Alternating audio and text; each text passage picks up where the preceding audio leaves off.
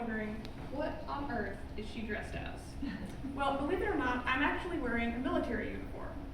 The very one worn by thousands of the best soldiers of the animal kingdom, the emus. In November of 1932, the Australian Royal Military was dispatched to Western Australia to cull the number of emus. After 2 failed tries, they withdrew and declared the emus victors, and I'm not joking. The Army fired around over 12,000 rounds of ammunition for about 1,036 confirmed kills. And there was a total force of about over 20,000 emus.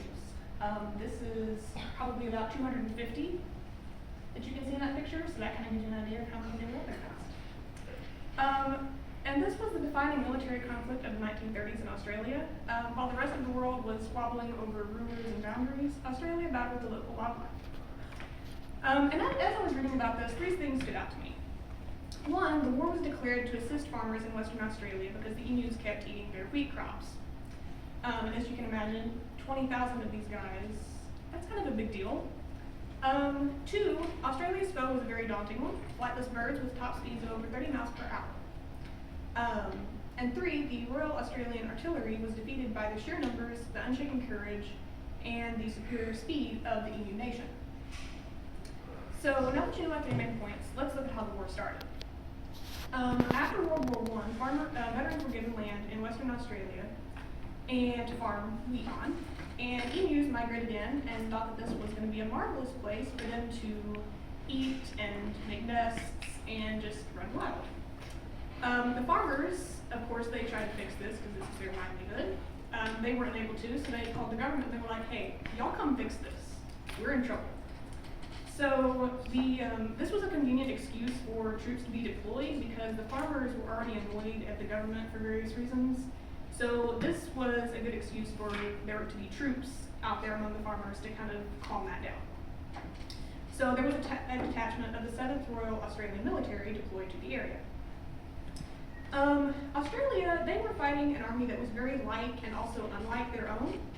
Australia had 2 Lewis light machine guns and a couple farm trucks that they were using to carry people around.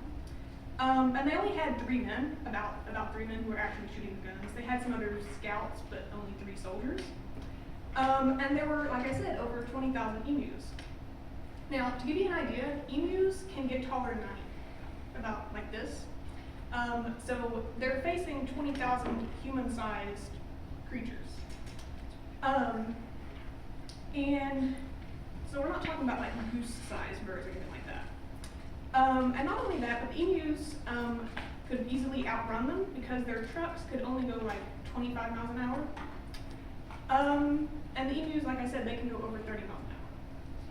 So they could catch up with the emus battle.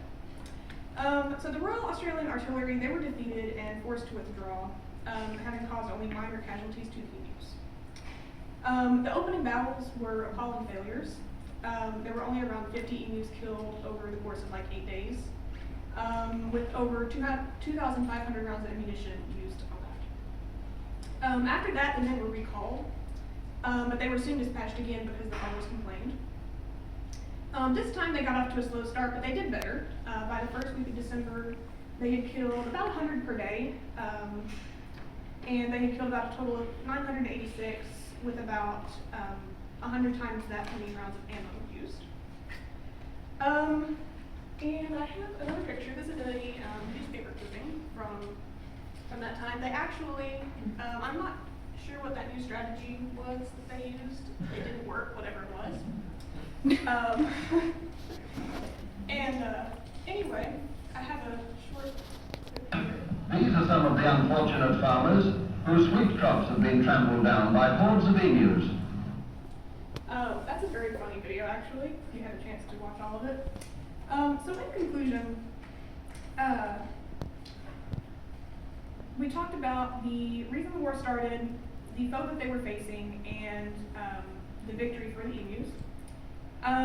So at the cost of Australia's dignity, and around over 12,000 rounds of 303 British, I hope that the next time you doubt your competence you misjudge your abilities or just feel like a useless human being in general, remember that the Australian Royal Military lost a war to a bunch of overgrown chickens. Twice.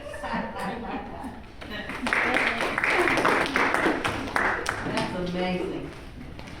Cassidy is next. I I just don't understand how you treated children. know,